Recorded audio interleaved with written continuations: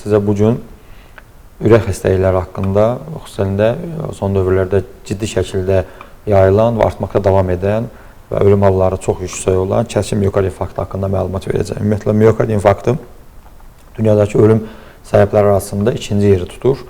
Ümumdünya Səhiyyə Təşkilatının məlumatına əsasən birinci yerdə duran onkoloji xəstəliklər, ikinci yerdə ürək xəstəliklər, üçüncü yerdə isə davamlı şəkildə alınan travmatik hadisələrdir. Və ümumiyyətlə, ürək xəstəlikləri nəyə görə bu qədər artır, səbəbləri nələrdir, hansı müalicə metodları var, hansı müayinə metodları var, ağırlaşma ilə bağlı səbəbləri nələrdir, bu haqda sizə qısa məlumat verəcəm.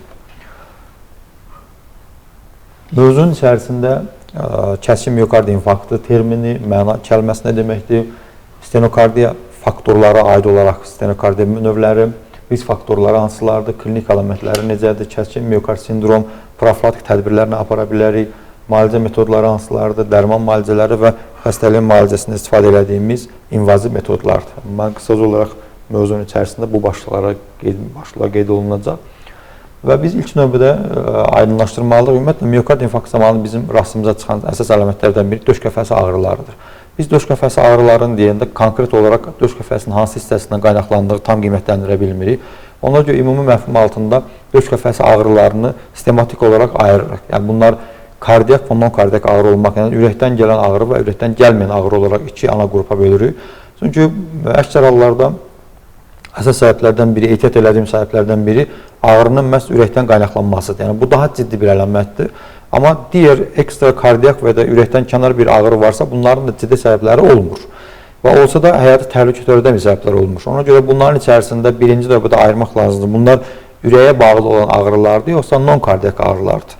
Ürəyə bağlı olan ağrılar isə bizim konkret olaraq istifadə edədiyimiz terminlər içərisində 5 hissə var ki, o ürəyin özünə bağlı olan anatomik hissələrdir. Bunlar ağrı yarada bilən səbəblərdir.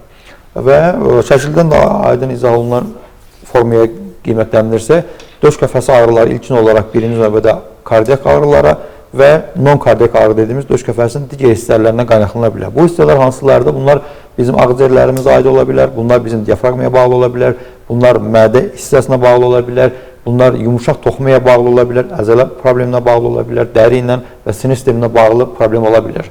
Və ümumiyyətlə standart olaraq bu formada düşünürük. Ağrıların əsas səbəblərindən biri kardiyak ağrılardır. Bunlar 4 hissədən ibarət olduğuna görə, 4 hissəsi olduğuna görə birinci növbədə düşündüyümüz bu 4 hissədir. Bunlardan biri kəskin koronar sindromdur, aortanın yırtılmasıdır, tamponadadır, perikarditlə bağlı problemdir. İkincisi kardiomiopatiyalardır. İki ağciyərimiz olduğuna görə daha yaxşı yadda qalması üçün iki hissəni işarələmişik və bunlar bizim ağciyərlərimizdir. Ezofagus yırtılması və ezofagusa bağlı patologiyalar və digər non-kardiyak ağrılar döş qəfəsi ağrılarına daxil olunur. Və biz bunları ona görə bu formada bölürük ki, birinci növbədə bizim döş qəfəsi ağrıları dediyimiz hissədə inkar elədiyimiz hissə ancaq kardiyak ağrılardır. Daha sonra isə non-kardiyak ağrıları, ürəkdən kənar ağrıları qiymətləndiririk. Hansı əlamətlərimiz var? Bir infarkt zamanı xəstənin keçirəcəyi, deyəcəyi əlamətlər hansılardır? Bunlar xüsusilə də döş qəfəsində sol tərəfində yayılan, sol qola vuran, çəniyə və boyun hissəsinə yayılan, izah olunması biraz çətin olan və xəstələr daha çox bunun ağrı kimi yox, döş qəfəsində təzyiq, sıxılma, ağrı hissiyatınla bərabər bunun irradiasiyasını, yəni sol qola, kürəyə, boyun nahiyəsində, dişlərə bənzər üst qarın nahiyəsində yayılmasında qiymətləndirirlər, deyirlər. Bundan əlavə soyuq tər basma əlamətləri, yorğunluq hissiyatları, bəzən baygınlıq hissiyatları, ürək bulanma, qusma hissiyatları, baş dönməsi və qəfil baş gicəllənmə yarana bilər. Bəzi hallarda kəskin proses zamanı isə xəstədə nəfəs darlıq halları müşahidə oluna bilər. Bunların ağırlıq dərəcəsinə görə ən ciddi qiymət verəcəyimiz hadisələr ağrının döş qəfəsindən kənara yayılmasıdır. Və bu klassik ağrı hesab olunur və bu simptomların böyük əksəriyyəti spesifik simptomlar deyil. Bunu biz bir neçə xəstəliklərdə müşahidə edə bilərik, görə bilərik.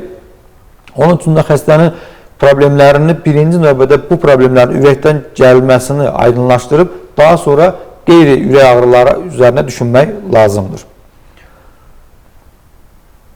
Ağrının yayılma irradiyasiyası necədir? Bu kəskin miokard infarktının tipik bir də atipik formalarda qiymətləndirirsə, tipik formada ağrının böyük əksəriyyəti bizim döş qəfəsinin sol hissəsinə əhatə eləyir. Yəni sol çiyin nahiyəsi, boyun nahiyəsi, qol nahiyəsinə, döş qəfəsinin orta hissəsinə və epigastral hissə dediyimiz mədə hissəsinin iradəsi də edə bilər. Eyni zamanda arxa nahiyədə, kürək nahiyəsinə də kəskin miokard infarkt zamanı ağrının yayılması müşahidə oluna bilər. Amma bəzi hallarda atipik gedən hallar müşahidə olunur. Atipikdə isə biz bu formanı görmək ehtimalımız olmur. Xəstədə bir huzursuzluq əlaməti var, bir narahatçılıq hissiyatı var, bayılma hissiyatı var. Xüsusilə də bunlar şəkər xəstələrində, ağır neuropatiyalarda, demensiya kimi xəstəliklərdə xəstələr klassik infarkt əlamətlərini qiymətləndirə bilmir. Yəni, klassik əlamətlərdən daha çox başqa bir əlamətləri, başqa bir şikayətləri öz anamnestik məlumatların içərisinə daxil edirlər. Kəskin koroner sindrom nədir? Kəskin koroner sindromlar 24 saatdan 70 saata davam edə bilər. Xüsusilə də biz EKG müayinəsində ST elevasiyalı olan və ST elevasiyası olmayan infarkt hissələrini böldüyümüz və daha sonra kəskin koroner sindrom zamanı bunun infarkta doğru gedib getmədiyini yoxlamaq üçün kardiyak biomarkerlərdən istifadə elətdirir. Bunlar ürək əzələsinin içərisində olan xüsusi biokimyasal maddələrdir və ürək əzələsi dağıldığı müddətdə, işemiyə girdiyi müddətdə, ürək əzələsinə infarkta girdiyi müddətdə, nekroza girdiyi müddətdə xüsusi maddələr istehsal edirlər. Bu istehsal elədiyi maddələrə görə də prosesin infarkta doğru gedib getmədiyini və hal-hazırda infarkt olub-olmadığını qiymətləndirə bilərik. Və döş qəfəsi ağrılarını biz bu formada qiymətləndiririk. Əgər ağrı ürək ağrıdırsa, kəskin koroner sindroma bağlıdırsa, bunun EKG müayinəsində ST yüksəlməsi ilə gedən infarktının və non-ST olan infarktlarına birinci növbədə ayırırıq. Daha sonra ürək əzələsinə nə qədər müddətdə təsir göstərir və nə qədər biomarkerlərini artırıb, prosesin nə qədər ciddiyyətini qiymətləndirmək üçün kardiyak biomarkerlərdən qiymətləndirə bilərik. Bunlar troponin, kreatinin kinazı və hemoglobin kimi biokimya markerlərindən ibarətdir. Daha sonra bunların yüksək olmağı bizi angiografiya təcil olaraq göndərib-göndərmədiyini qərar alırıq. Əgər təcil olaraq göndərilirsə, PTCA deyilən koroner angiografiya təzədən yenidən stenoz olan hisslərini, daralmış olan hisslərini açmaq üçün reperfuziya haqqında düşünürük. Bunun üçün də bizə invaziv bir işləm lazımdır. Daha sonra diaqnozlaşdırılmış hissələri bu formada diaqnozlaşdırırıq. Xəstədə problem bu koroner sindromun hansı hissəsində ibarət edir? Bunlar stenokardiya formasıdırmı? Yoxsa bunlar takotsubo deyilən kardiomiyopatidir? Digər formada prinsmetal kardiomiyopatidir və yaxud da STMI dediyimiz kəskin ST yüksəlməsilə davam edən infarkt sahəsidir. Anginaların hansı növlərini qiymətləndirə bilərik? Normal şəkildə bizim gördüyümüz damar daha çox bu sağlam damar üzərində quruluq mövzunu. Sağlam damarın heç bir hissəsində plak dediyimiz kalsiumdan və kalsium üzərinə çökmüş bir plak dediyimiz hissədən ibarət olur. Əslində normalda olmamalıdır, sağlam damar içərisində mənfəzi boş olmalıdır. Və angina formalaşdıqca bizim damarın iç təbəqəsi böyüdükcə, iç təbəqəsində olan bu plak böyüdükcə, artdıqca damarın mənfəzinə doğru irəliləməyə başlayır. Bunların içərisindən rast gəldiyimiz forma stabil anginadır. Stabil anginada daralmış damar var, amma içərisində az miqdar keçiş olduğuna görə yalnız xəstələr stabil hərəkət zamanı bunu müşahidə edirlər. Yəni xəstə aktiv hərəkət elədiyi zaman, pilləkan qalxdığı zaman, yoxuş qalxdığı zaman döş qəfəsində bir göynəmə hissiyatının olmasını qiymətləndirirlər və xəstə dayandığı zaman keçir və ya da dil altına bir nitrogliserin qoyduğu zaman bunların böyük əksəriyyəti gerilir. Non-stabil anginalar isə plakın üzərinə bir də bir hemorajik qanamaya bağlı trombosit kütlələr, eritrosit kütlələr toplanır və damar keçid zərilini 99%-ə qədər daraltmağa gətirib çıxardır. Bu, növbəti infarktın xəbərverici əlamətidir. Təəssüf ki, bunlar heç bir fiziki aktivi olmasa da baş verə bilər, heç bir fiziki aktivliyi olmasa da və xəstə stabil oturduğu müddətdə, gecə yuxuda olduğu müddətcə də əlamətlər başlaya bilər. Xüsusilə qadınlarda baş verən bir angina forması var. Bunlar prinsmetal anginadır, variant angina hesab olunur. Daha çox damar içərisində orqanik patologiyanın olmamağı, heç bir orqanik patologiyası olmadığı halda damarın stresə bağlı, spazmına bağlı müşahidə olunur. Və bu halda da siz əgər hər hansı bir müayinə keçirsəniz, müayinə zamanında bizdə hər hansı bir patologiyanın üzə çıxacağını görməyimiz mümkün olmur. Və bu xüsusilə də həssas qadınlarda müşahidə oluna bilər. Hansı hallarda biz daha çox infarktın klassik formasını görə bilərik? Normalda miokard infarktının bizim damar içərisində olan darlığın, plak üzərinə olan qanamanın damar mənfəzini kifayət qədər daraltması, keçəcəyin tamamilə azaltması və buradakı qan elementlərinin maksimal səviyyədə keçəcəyi daralmış yerdən keçməyə cəhd elədiyi müddətcə və üzərinə yığılıb qalması və qan kütlələrinin bir-birinin üzərinə toplanması trombun yaranmasına səbəb olur və bu zaman qan dövranını tamamilə bərpa olunmayacaq səviyyədə irəliləyir və darlıq olan yerlərdən ciddi şəkildə miokardın işemik probleminə gətirib çıxarda bilər.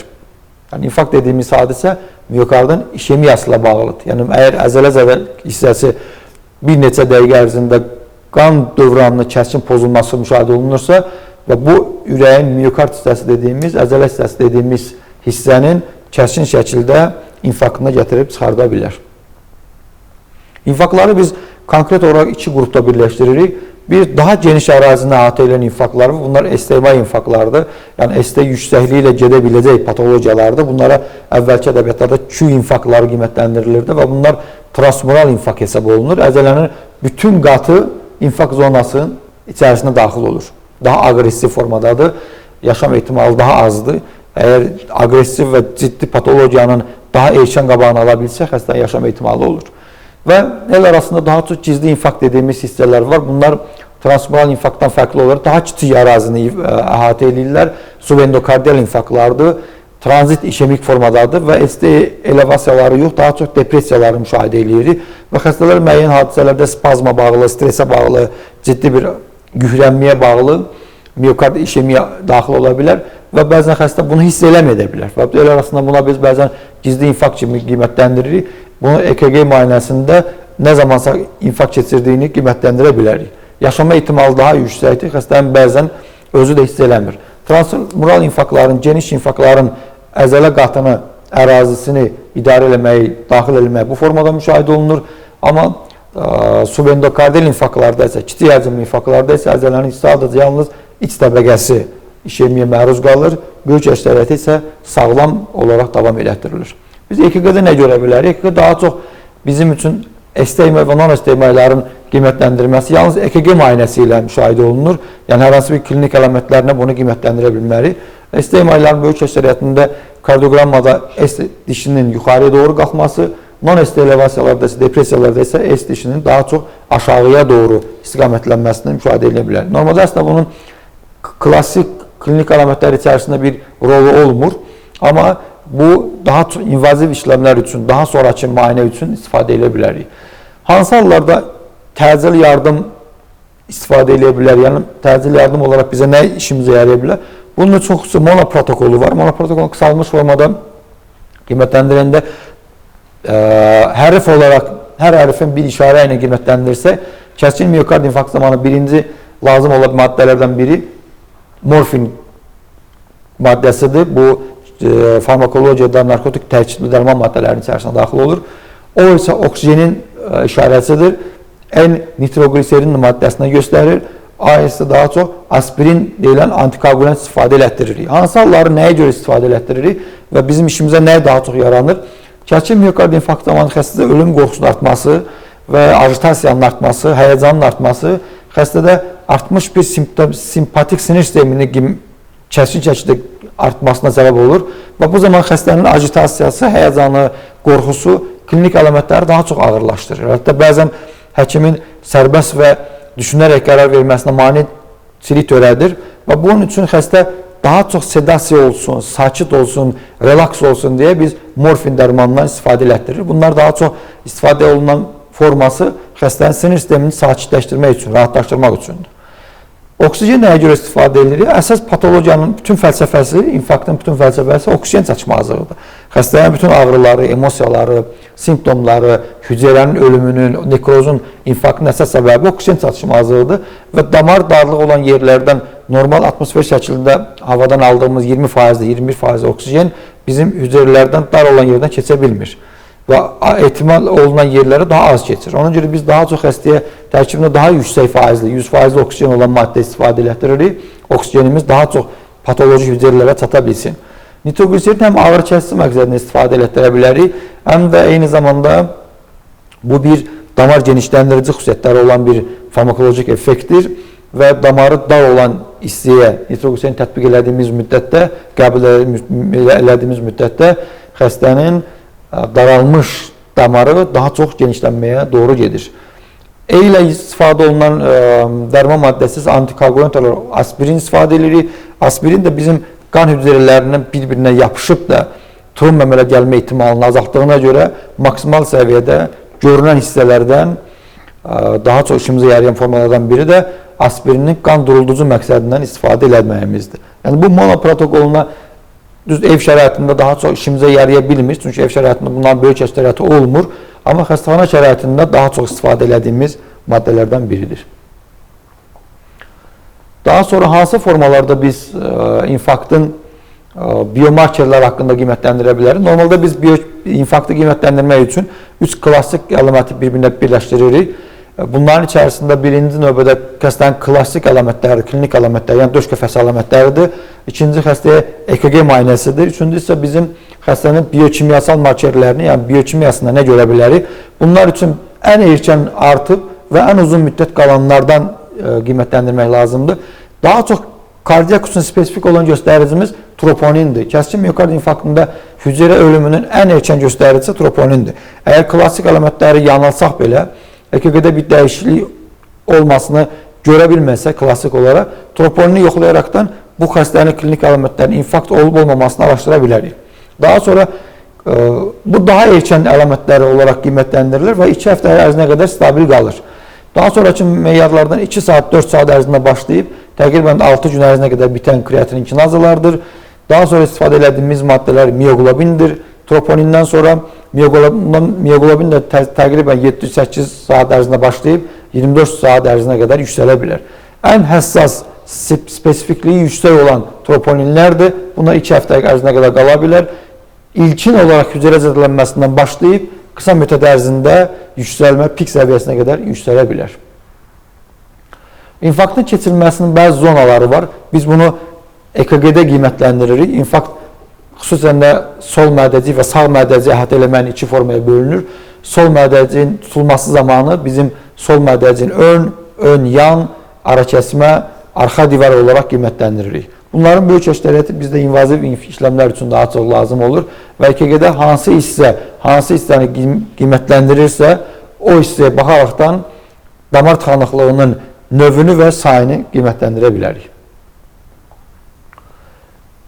İnfarktdan sonraki hansı əlamətləri necə idarə edə bilərik? Biz infarkt keçirmiş xəstələrə verdiyimiz dərman maddələri infarktı sağlamaq üçün vermirik. İnfarkt sağlamaq üçün qiymətləndirilmir. İnfarkt sağlamaq üçün tətbiq olunmur. Çünki infarkt özlüyündə müalicə oluna bilən bir xəstəlik deyil. Əgər infarktdan sonraki xəstə yaşayırsa, artıq bizim verdiyimiz bu 4 qrup dərman maddələrinin böyük əksəriyyəti xəstənin təkrar infarkt keçirməməsi üçündür. Yoxsa xəstəyə verdiyimiz dərman maddələrinin böyük əksəriyyəti xəstə yaşayırsa, demək ki, bu proses böyük və kiçiyinin asılı olmayaraq, zədələndiyi yerdən asılı olmayaraq, xəstə həyatdadırsa, verdiyimiz dərman maddələrin böyük əksəriyyəti xəstənin ikincili profilaktikası üçündür. Bunun üçün beta-blokator deyilən dərman maddəsindən istifadə elətdirir. Bu dərman maddələri bizim uzun müddət həm ritmimizi normal saxlayır, həm damarları geniş saxlayır.